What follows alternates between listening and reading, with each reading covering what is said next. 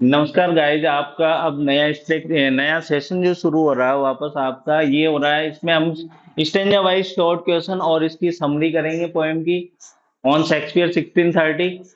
I hope आपको आप में आशा है मुझे कि आपको पोएम जो है अच्छी लगी होगी। Thank you. देखते हैं हम आगे। आज इसके शॉर्ट क्वेश्चंस और स्टेंजा वाइज एक्सप्लेनेशन देखेंगे। क्या है स्टेंजा वाइज, यानी कि आपकी लाइन वाइज एक्सप्लेनेशन। देखो आप क्या है, देखा क्या है, क्या कहना चाह रही है। देखो आप, what needs my Shakespeare for his honoured bones. मेरे शेक्सपियर को उसकी ऑनर्ड बॉन्ड के लिए क्या आवश्यकता है। The labour of an age in pile stone, यानी कि लंबे समय तक मेहनत करके और पत्थरों का ढेर बनाने की क्या आवश्यकता है। और that his hallowed reliques should be hid, क्या उनकी पवित्र अस्थियों को छिपाने की क्या आवश्यकता है। अंडर ए स्टार पॉइंटिंग पिरामिड की, वो भी किसमें, किसके अंदर, एक आकाश को छूते हुए पिरामिड के नीचे। तो देखो अब क्या उसने क्या एक्सप्लेनेशन की दी है। देखो Milton questions the necessity of grand physical monument.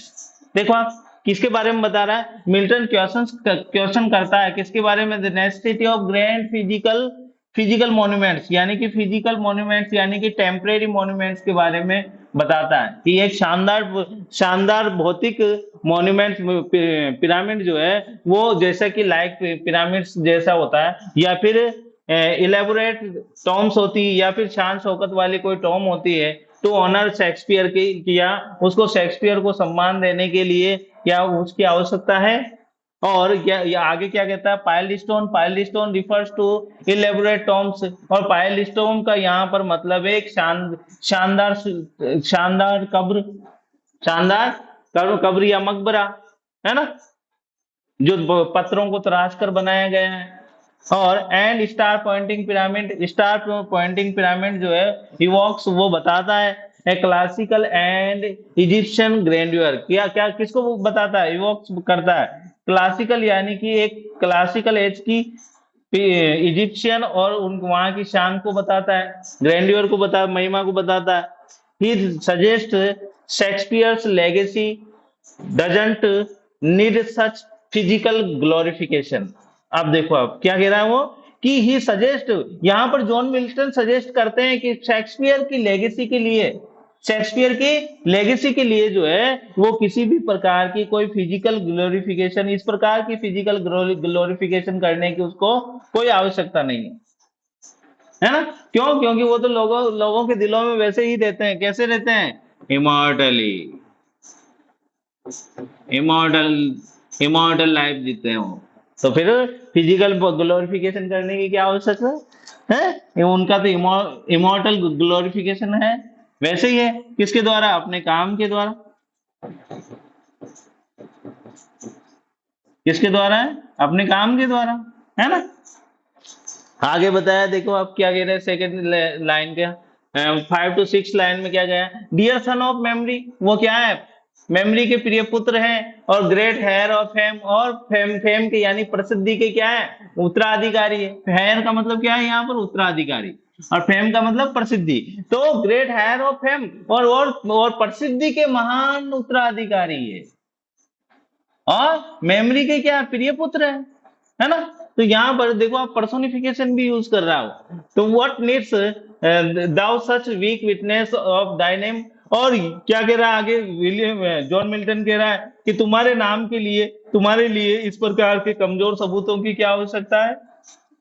तुम्हारे नाम के लिए इस प्रकार के कमजोर कमजोर सबूत कौन कौन से बेटा, star pointing pyramid, star pointing pyramid, और इसके बाद में पाइलस्टोन। यही ये इन्हीं को क्या कहा गया, कमजोर सबूत कहा गया, वीक विटनेस कहा गया। इन प्रकार इस प्रकार के क्या करके, इनको पत्थरों को तराश करके या फिर ऊंची इमारतें खड़ी करने से कोई फायदा नहीं है। व्यक्ति को तो अपने जीवन में अच्छे काम करने से वो पहचाना जाता है ना। हाँ, तो पहचान कब बनती है, अच्छे काम से, ना कि किसी के मकबरे खड़े कर देने से। सन ऑफ मेमोरी कनेक्ट्स, आप देखिए यहाँ पर इस लाइन का क्या एक्सप्लेनेशन दिया हुआ है, पूरा का पूरा एक्सप्लेनेशन दिया हुआ है इसमें, देखो आप। Son of memory connects Shakespeare with Mnemosyne. मैंने आपको बताया था कि ये सन ऑफ मेमोरी जो है वो शेक्सपियर को किससे कनेक्ट करता है, निमोसिन से। निमोसिन क्या है, मेमोरी की, क्या है, सन ऑफ मेमोरी, यानी कि मेमोरी, ये गॉडेस है। कौन है, गॉडेस। ग्रीक में क्या, ग्रीक गॉडेस। जैसे कि हमारे यहाँ पर इंडिया में जो है स्मृति की देवी किसे माना जाता है, यानी कि हमारे, हाँ, पढ़ाई की देवी किसे माना जाता है, सरस्वती माँ को। उसी प्रकार से यहाँ पर क्या क्या माना जाता है, इसको भी क्या कहा जाता है, निमोसिन को भी ये स्मृति की देवी माना जाता है। हमारे स्मृति की देवी, मेमोरी की देवी किसे किसे माना जाता है, सरस्वती माता जी को।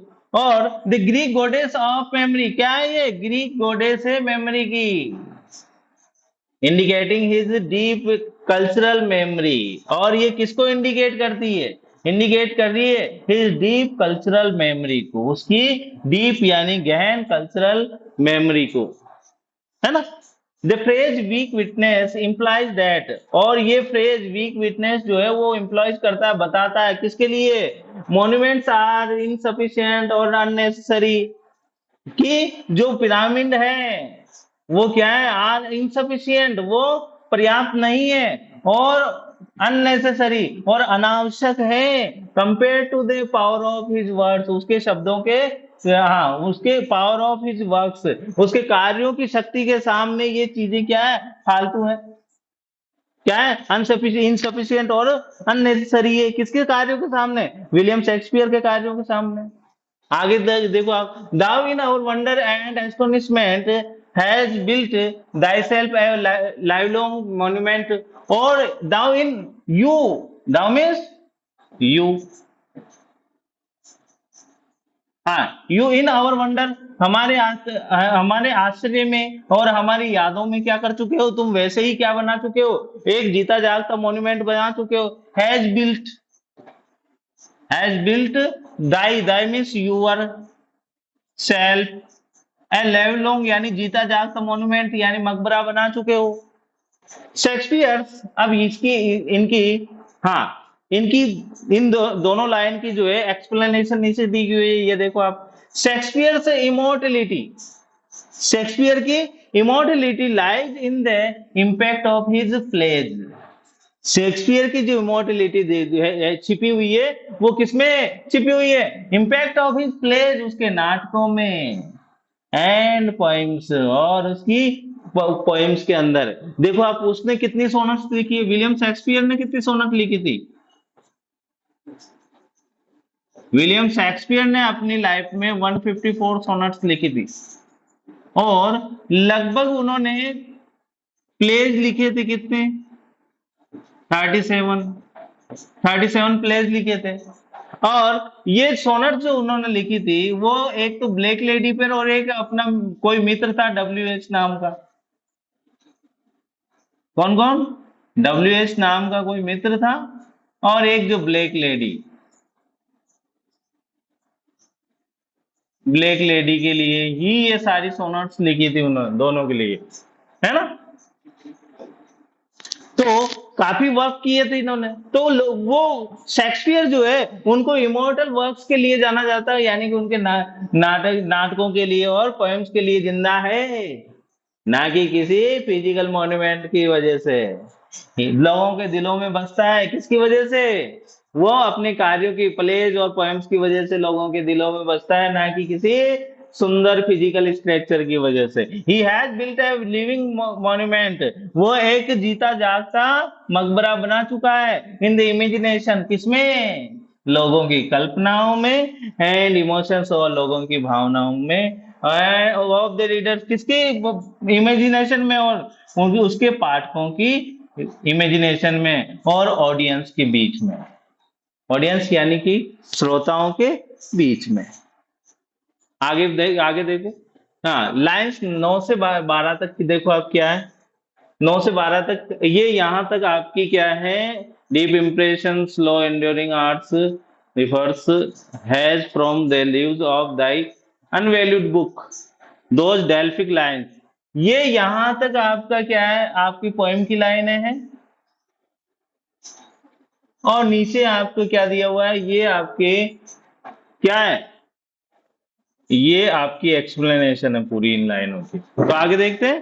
तो for while to thy same, the same, क्या है ये, मैंने आपको बताया दी, ये क्या है वाइल, है ना।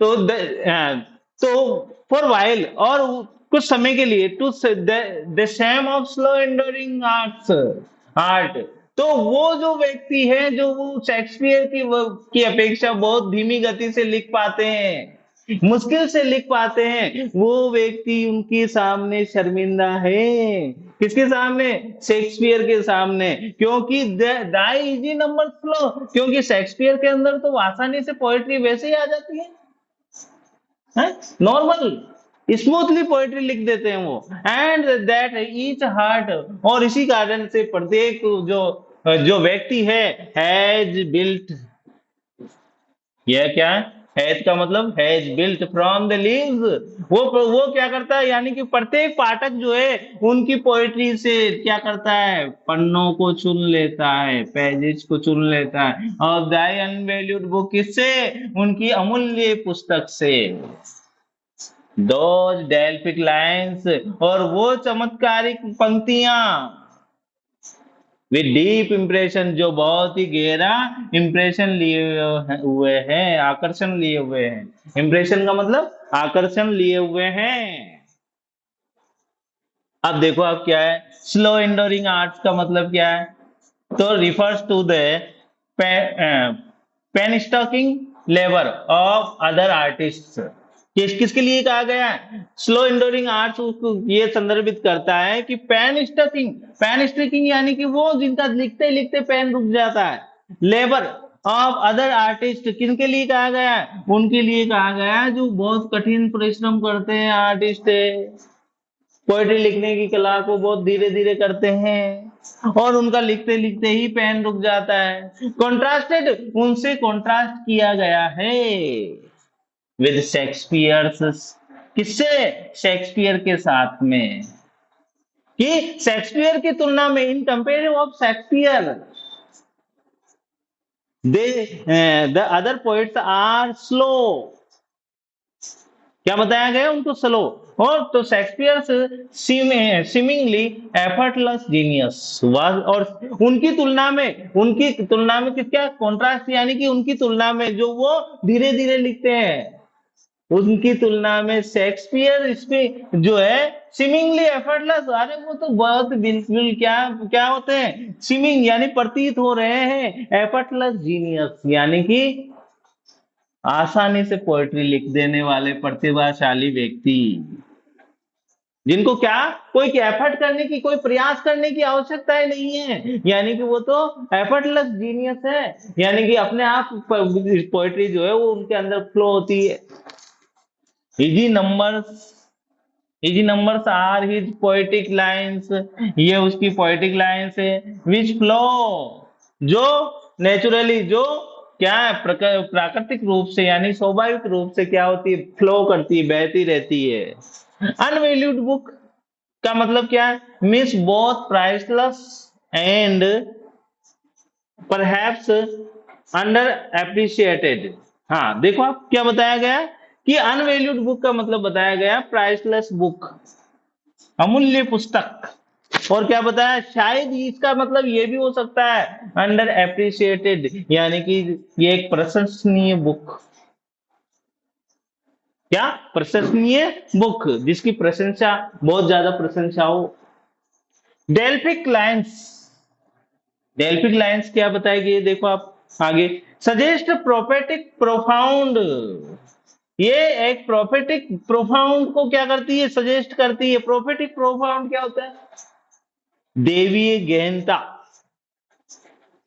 डिवाइन प्रोफाउंड कह सकते हैं हम उसको, क्या कह सकते हैं, डिवाइन प्रोफाउंड, यानी तो शेक्सपियर की जो लाइन है वो प्रोफेटिक गहनता लिए हुए हैं, यानी डिवाइन प्रोफाउंड गहनता लिए हुए हैं, और या फिर मिस्टिकल इनसाइड, या फिर अंदर से वो क्या है, रहस्यमयी है, किसकी तरह? Like the Oracle of Delphi, यानी कि डेल्फी सिटी की के चमत्कार की तरह, ओरेकल की तरह। जिस प्रकार से डेल्फी सिटी जो है वो आकर्षित करती है और उसके उसके चमत्कार के सामने उसमें खो जाते हैं, उसी प्रकार से उसकी लाइनें भी हमें पढ़ करके हम आत्मविभोर हो जाते हैं। क्या हो जाता है? आत्मविभोर। तो देखो आप देन आगे, आगे वाली लाइन है 13 और 14, क्या है जिसमें? तो then thou means you, our fancy of itself behaving, dost make us, dost का मतलब do, make us marvel with too much conceiving, है ना? क्या कह रहा है आगे? कह रहा है कि देन, और उसके बाद में, दाव यानी कि तुम, और फैंसी हमारी कल्पनाओं में हमें क्या कर देते, ऑफ इट सेल्फ बिहेविंग, हमें स्वयं ही आत्मविभोर कर देते हो। तुम्हारी लाइनें तो उसके बाद में हमें वैसे ही कल्पना में खो देती है, यानी कि हम कल्पना में खो जाते हैं, यानी कि हम भी चमत्कारिक रूप से पागल हो जाते हैं, बिहेविंग हो जाता है और वैल्ड हो जाता है, खो जाते हैं। हमें भी तुम्हारी हाँ, तुम्हारे वर्क्स का, तुम्हारी लाइनों का एक नशा चढ़ जाता है। तो डू मेक अस मार्बल, और क्या करती है? हमें वो स्तब्ध कर देती है, मार्बल यानी कि स्तब्ध कर देती है तुम्हारी लाइनें, विद टू मच कंसीविंग, और हम किसके किससे आत्म स्तब्ध कर देती है? बहुत ज्यादा आत्मचिंतन होकर के क्या हो जाते हैं? हम आत्मचिंतनशील हो जाते हैं।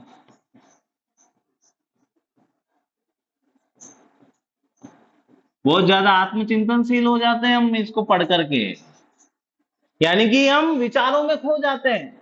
क्या हो जाते हैं? विचारों में खो जाते हैं। Shakespeare's work is so profound it, अब देखो, अब इन लाइनों की एक्सप्लेनेशन देखो। शेक्सपियर, शेक्सपियर्स वर्क यानी कि शेक्सपियर का जो कार्य है, इज सो प्रोफाउंड, वो बहुत गहनता लिए हुए हैं, बहुत गहराई लिए हुए हैं। It it overwhelms the imagination, और ये क्या कर देता है? हमारी कल्पनाओं को आत्मविभोर कर देता है। और टर्निंग द रीडर्स, और वो क्या करता है? उन रीडर्स को टू स्टोन, उनको क्या एक पत्थर में बदल देता है।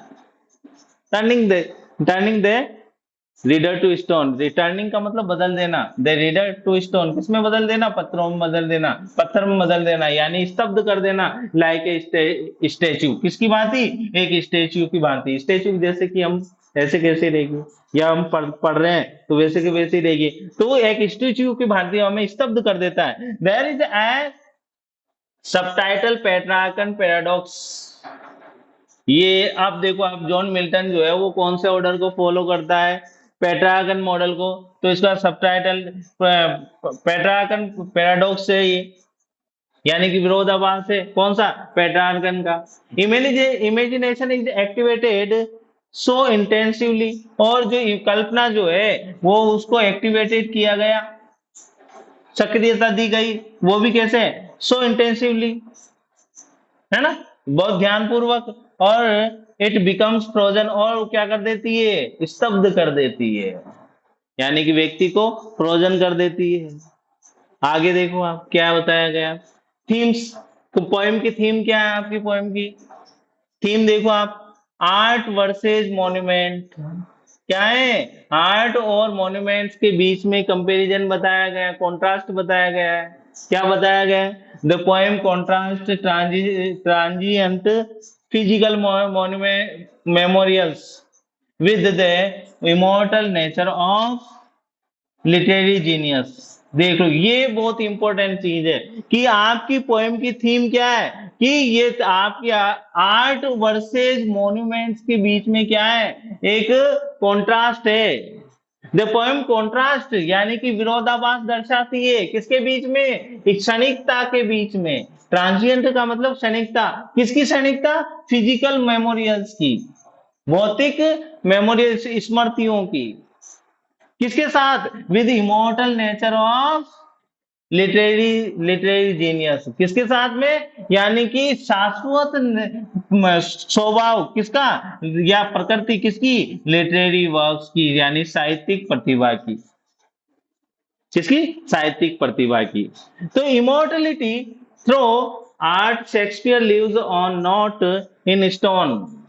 अब देखो आगे क्या बता रहा है कि इमोर्टलिटी थ्रो, यानी कि इमोर्टलिटी के मार्फत के द्वारा है, इमोर्टलिटी के द्वारा यानी कि शाश्वतता के द्वारा, आर्ट की उसकी कला के द्वारा, शेक्सपियर लिव्स, शेक्सपियर जीवित रहता है, on not in the stone, वो केवल पत्थरों में जीवित नहीं रहता, but in the collective imagination, वो तो एक कलेक्टिव इमेजिनेशन में जीवित रहता है। शेक्सपियर किस में जीवित रहता है, वो किसी पत्थरों की आर्ट में जीवित नहीं रहता, वो किसमें जीवित रहता है, इन द कलेक्टिव इमेजिनेशन।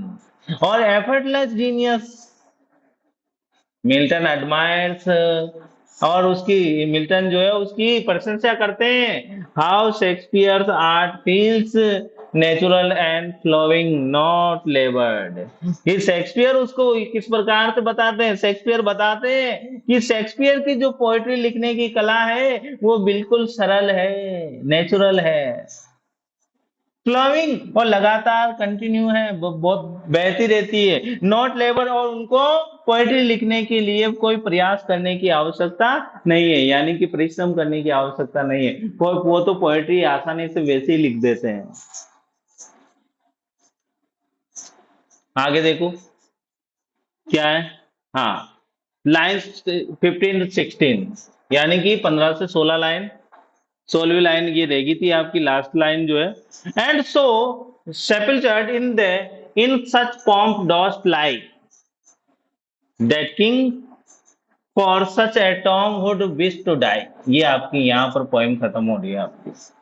तो कि इस प्रकार के मकबरे में जिस प्रकार की शानो शौकत, या पॉम्प का मतलब शान शौकत, डो यानी डू लाई,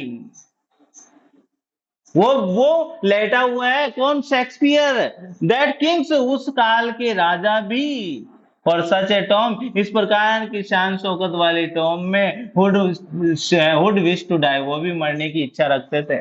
तो देखो आप, Shakespeare lies entombed in their minds, और शेक्सपियर जो लेटा हुआ है वो लोगों के दिमाग में लेटा हुआ है, एंटोम्ड किया गया है, उसकी कब्र जो बनी हुई है वो कहाँ पर बनी हुई है, लोगों के दिलों में, ये उनके माइंड्स के अंदर है, वो माइंड्स एंड हार्ट्स के अंदर ऑफ पीपल, किसके, लोगों के, विद सच ग्रैंडियर, और इस प्रकार की महिमा के साथ, दैट की even kings might envy it, कि राजा भी उससे क्या करते हैं, ईर्ष्या करते हैं, क्या करते हैं, राजा भी ईर्ष्या करते हैं। It is cycles back to the original idea, no physical tomb can surpass the glory of his literary legacy. क्या कह रहा है कि इट साइकिल्स बैक, ये हमें वापस पीछे की तरफ ले जाती है और बताती है टू द ओरिजिनल आइडिया, इसका वास्तविक आइडिया बताती है कि no physical tomb can surpass the glory of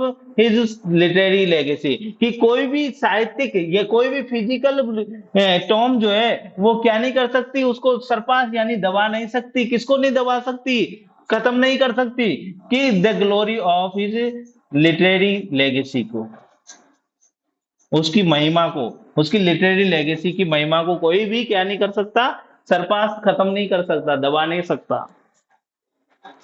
आगे क्या, स्टाइल एंड, हाँ, स्टाइल एंड लिटरेरी डिवाइस, कौन कौन सी लिटरेरी डिवाइस यूज की गई है इसके अंदर, और कौन कौन सी स्टाइल की, कौन सी स्टाइल यूज की गई है, यानी कि पोएम जो है वो किस स्टाइल में लिखी गई है, और आपकी डिवाइस कौन कौन सी यूज की गई है, एल्यूजन यानी भ्रम, कौन से चीजें ऑब्जेक्ट यूज किए गए, एक तो डेल्फी किया गया है, और एक pyramids and memory, all referencing classical antiques, ये सारे के सारे क्या है, किस काल के, क्लासिकल काल के एंटिक्यूज है, यानी कि सारे के सारे जो ऑब्जेक्ट लिए गए हैं वो क्लासिकल एज के हैं।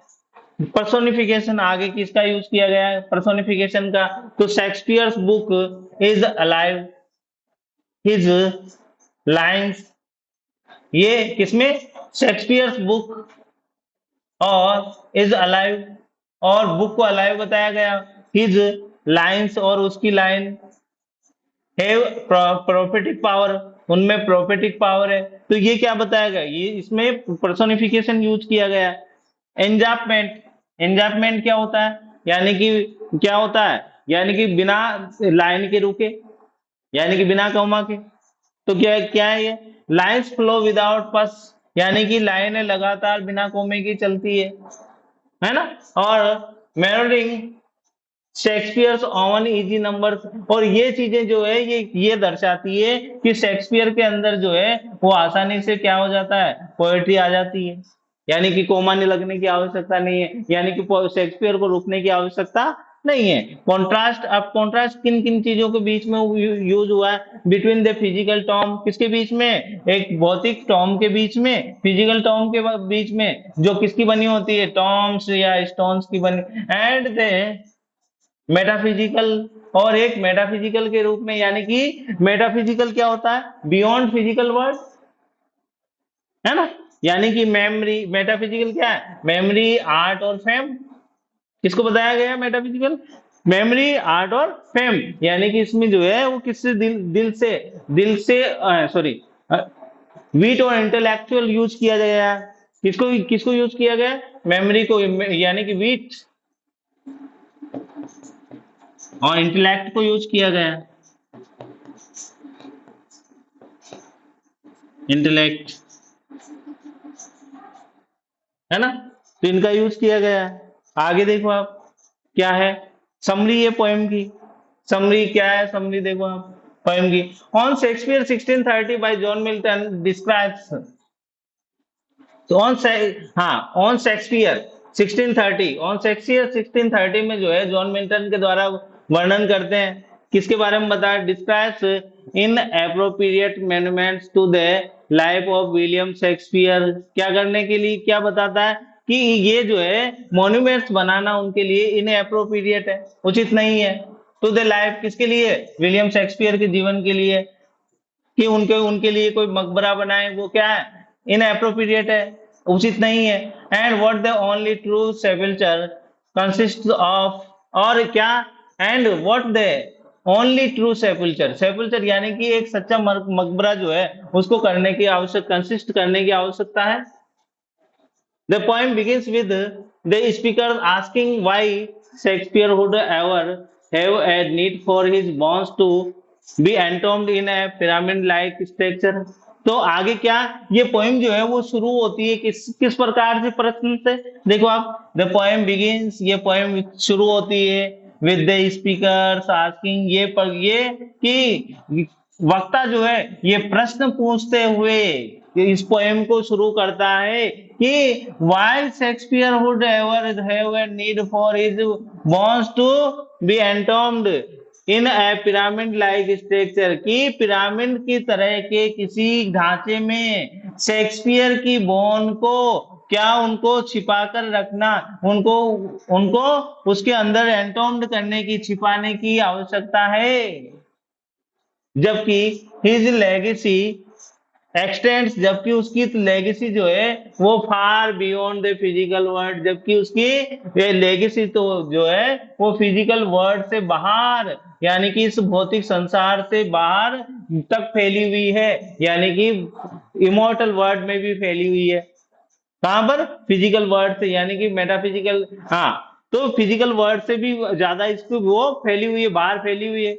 मिल्टन इज होपिंग टू, और मिल्टन ये आशा कर रहा है, टू ड्रा अटेंशन, क्या करने की, ध्यान केंद्रित करने की, आकर्षित करने की, टू द फैक्ट, किस पर, उस फैक्ट की ओर, that physical structure and physical emblems of appreciation are not enough to remember Shakespeare. क्या कह रहा है कि शेक्सपियर अपना ध्यान खींचने की कोशिश, सॉरी जॉन मिल्टन जो है वो ये आशा कर रहे हैं कि क्या करने की, कि ध्यान को खींचने की, क्या, किस पर, टू द फैक्ट, उस तथ्य पर, दैट की फिजिकल स्ट्रक्चर एंड फिजिकल एम्ब्लेम्स, की फिजिकल स्ट्रक्चर ढांचे यानी भौतिक ढांचे और भौतिक एम्ब्लेम्स जो है उनके लिए, यानी कि कोई इमारतें या महल खड़ा करने की फॉर एप्रिसिएशन, उनकी प्रशंसा में इनकी आवश्यकता नहीं है। आर नॉट इनफ, वो केवल ये पर्याप्त नहीं है टू रिमेम्बर शेक्सपियर, क्या करने के लिए, शेक्सपियर को याद रखने के लिए इन फोकट चीजों की आवश्यकता नहीं है। And the poem continues in eventually reaches the conclusion, और कंटिन्यूअसली चलती रहती है और इवेंचुअली लास्ट में अंतिम तौर पे वो पहुंचती है कंक्लूजन। कहां पर, कंक्लूजन पर। दैट की द ओनली ट्रू टॉम, कि उसके लिए एक सच्ची टॉम जो है, मकबरा जो है, वर्दी, वो उसके लिए महान होगा। और शेक्सपियर, किसके लिए, शेक्सपियर के लिए, exist with in these readers, कहां पर, कि वो अपने रीडर पाठकों के बीच में, उनके दिमाग में, उनके हृदय में ही क्या रहे, एग्जिस्ट है, अस्तित्व में रहे, यानी कि वो हमेशा पाठकों के दिलों में, मस्तिष्क में ही ग्रो करते रहे। दोज हु हैव रीड, और जो लोग उनको पढ़ चुके हैं, उनके दिलों में रहे, और एंड व्यूड और his work make within themselves a tomb, और क्या करें, और उनके विचारों में ही, उनके कार्यों के द्वारा क्या करें, एक टॉम बना, स्वयं ही क्या कर ले, वो टॉम बना ले।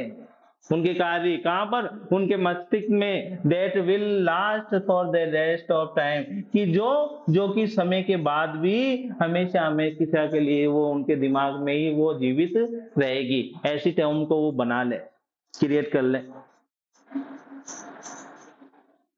हाँ, structure of the end form. अब स्ट्रक्चर एंड फॉर्म देखो आप क्या है इसकी, पोएम की स्ट्रक्चर और फॉर्म क्या है। The poem follows a tightly wound यानी कि राइमिंग, हाँ राइमिंग स्कीम।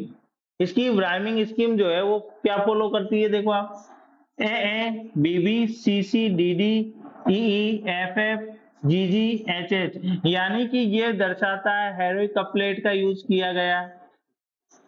किसका यूज किया बेटा,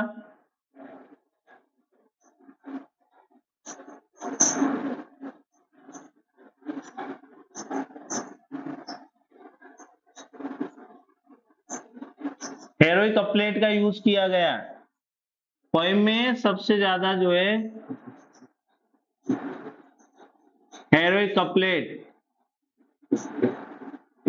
तो ये हमें एक चीज ये भी बताता है कि ये पोएम जो है वो किस में लिखी हुई होगी आपकी, कि ये पोएम इंग्लिश सोनेट हो सकती है, क्योंकि इन्होंने हेरोइक कपलेट यूज किया है। लेकिन नहीं, ये जॉन मिल्टन के द्वारा यूज की गई है, तो ये पेट्रागन सोनेट ही है। लेकिन ये एक किसके रूप में, एलिजी के सेंस में लिखी गई है। क्यों, क्योंकि ये क्या है, एक ट्रिब्यूट है, तो एलिजी भी है, क्या है, elegy.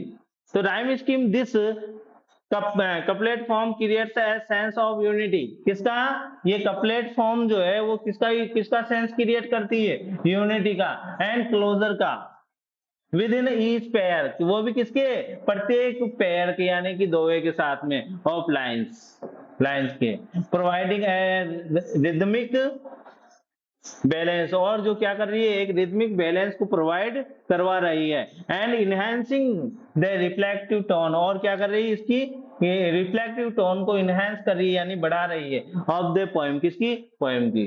The rhyming pairs reinforce the thematic links, और क्या है, राइमिंग पेयर्स जो है, वो जोड़े जो है, यानी कि दोए जो है, वो क्या कर रहे हैं, रेनफोर्स द थीमेटिक लिंक्स, यानी कि एक लिंक बना रहे हैं।